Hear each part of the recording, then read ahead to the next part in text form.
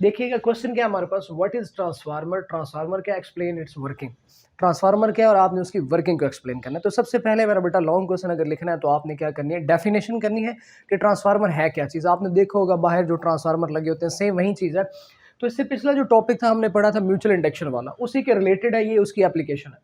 सबसे पहले इसकी डेफिनेशन करेंगे, a device which is used to increase और डिक्रीज द अल्टरनेटिंग वोल्टेज। इसमें ये जो इंक्रीज और डिक्रीज है ये आपने क्या कर देना है, बोल्ड कर देना है। यानी हमारे पास ट्रांसफार्मर का क्या काम होता है, ये आपका जो अल्टरनेटिंग वोल्टेज है ना उसको इंक्रीज करता है या क्या करता है, डिक्रीज करता है। सम टाइम हमें जो वोल्टेज है वो ज्यादा मिकदार में चाहिए होता है, सम टाइम थोड़ी मिकदार में चाहिए होता है, तो हम क्या चीज इस्तेमाल करते हैं, ट्रांसफार्मर। और यहाँ पर एक बड़ा इंपॉर्टेंट एमसीक्यू सरगोदा बोर्ड में कई बार आया है कि जो आपका ट्रांसफार्मर है ये किस प्रिंसिपल के ऊपर बेस करता है या किस प्रिंसिपल के ऊपर वर्क करता है। तो इंपॉर्टेंट एमसीक्यूज है, it works on the principle of mutual induction. अब म्यूचुअल इंडक्शन का टॉपिक आपने पढ़ा हुआ, क्या होता है, दो कॉइल्स होती हैं, उसमें एक कॉइल में करंट तब्दील करें तो दूसरी कॉइल में ईएमएफ इंड्यूस हो जाता है। सेम वही चीज़ वही प्रिंसिपल ट्रांसफार्मर के अंदर भी इस्तेमाल होता है। तो सबसे पहले हमने ट्रांसफार्मर की डेफिनेशन देख ली, अब हम उसकी कंस्ट्रक्शन की तरफ चलते हैं। कंस्ट्रक्शन को आप पॉइंट्स में लिखें तो ज़्यादा बेहतर होता है कि आपका जो ट्रांसफार्मर है वो किन चीज़ों पर कंस्ट्रक्ट करता है। तो यहाँ देखिएगा कंस्ट्रक्शन सबसे पहले है कि it consist of two coils, एक को हम प्राइमरी कहते हैं, दूसरे को हम क्या कहते हैं, सेकेंडरी कॉइल कहते हैं। ठीक हो गया जी, दो कॉइल्स होती हैं इसमें, एक प्राइमरी एक सेकेंडरी। और अगर जहन में थोड़ा सा स्केच बनाए तो म्यूचुअल इंडक्शन में भी दो कॉइल्स हुआ करती थी, एक प्राइमरी और एक सेकेंडरी।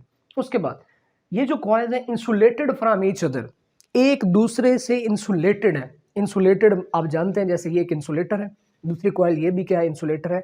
ये दोनों कंडक्टर्स नहीं होते, दोनों कॉइल्स एक दूसरे के साथ अटैच नहीं होती, एक दूसरे से इंसुलेटेड होती हैं। जिस तरह हम किसी तार को जब जोड़ लगाते हैं तो उसके ऊपर इंसुलेशन कर देते हैं कि उसका ताल्लुक बाहर किसी और चीज से ना रहे। तो ये क्या होती है, insulated from each other but wound around same iron core. एक ही आयरन की कोर होती है जिसके ऊपर ये दो कॉइल्स लिपटी होती हैं, एक कॉइल यहाँ होती है एक कॉइल यहाँ।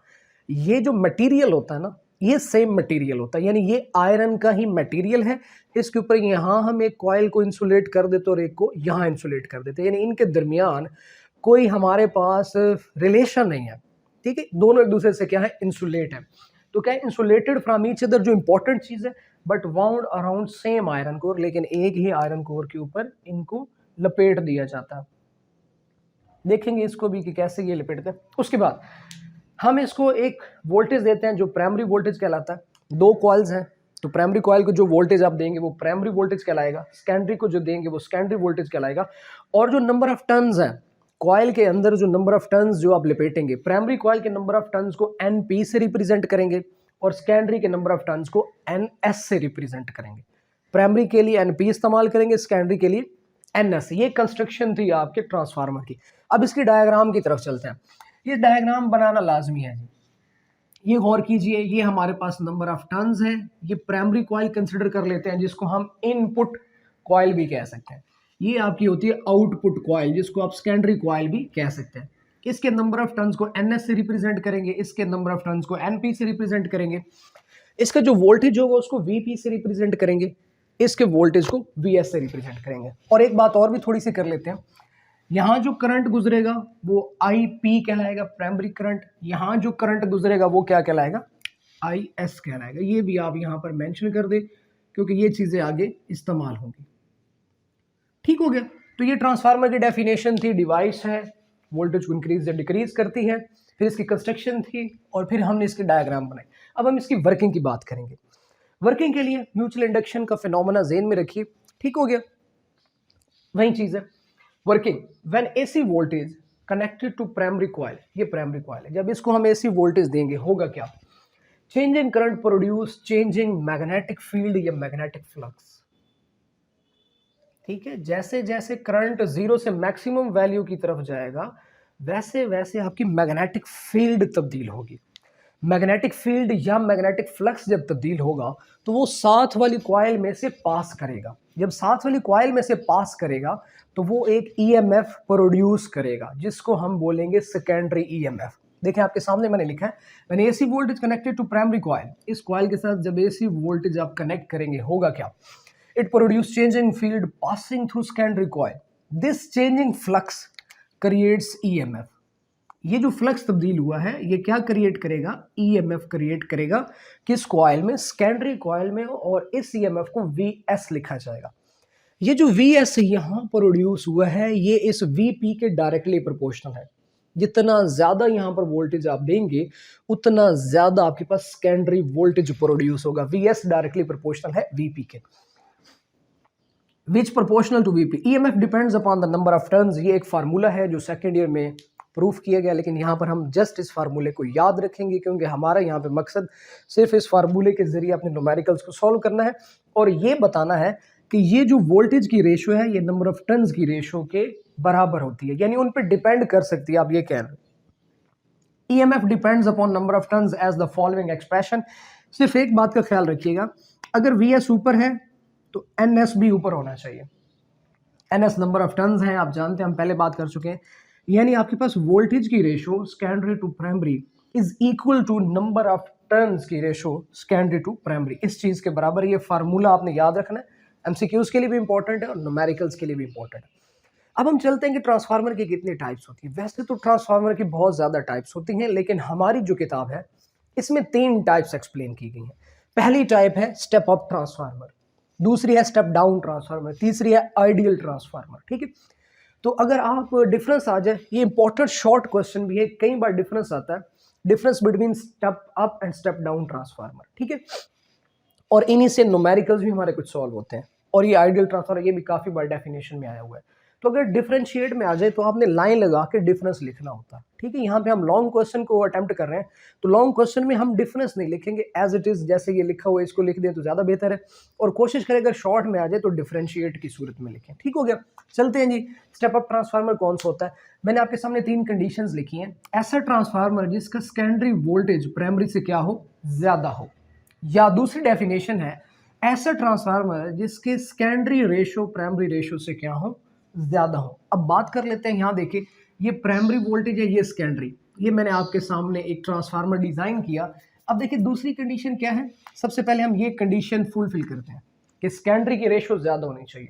यहाँ पर देखें ये सेकेंडरी है, इसके कितने नंबर ऑफ टर्न्स हैं, 4, प्राइमरी के कितने हैं, 3, तो ये एक कंडीशन तो फुलफिल हो गई। दूसरी हमने कहा कि सेकेंडरी का वोल्टेज प्राइमरी से ज़्यादा, फॉर एग्जाम्पल हम कर लेते हैं 220 वोल्ट, एक एग्जाम्पल के तौर पे प्राइमरी हम कर लेते हैं 120 वोल्ट, तो ये वाली कंडीशन भी फुलफिल हो गई।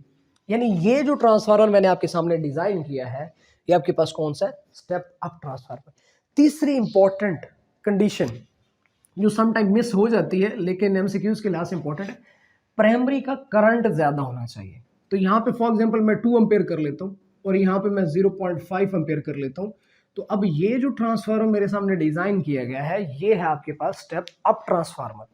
अगर आपने एक ट्रांसफार्मर याद कर लिया है तो उसका उल्ट जो है वो दूसरा ट्रांसफार्मर है।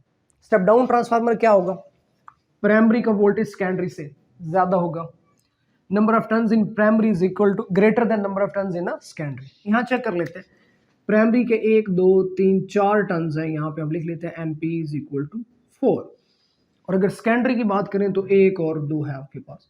तो ये जो ट्रांसफार्मर की डायग्राम आपके सामने बनी हुई है, आप इसके नंबर ऑफ टर्न से अंदाजा लगा सकते हैं अगर वोल्टेज और करंट नहीं भी गिवन कि ये आपके पास क्या है, स्टेप डाउन ट्रांसफार्मर है। ठीक हो गया, इसका सेकेंडरी का करंट प्राइमरी से ज्यादा होता है। यानी अगर आपने ये एक चीज याद कर ली है ना तो दूसरा उसका उल्ट है। और याद रखिएगा आपने स्टेटमेंट में भी लिखना है, if secondary voltage is greater than primary voltage then transformer is called step up transformer.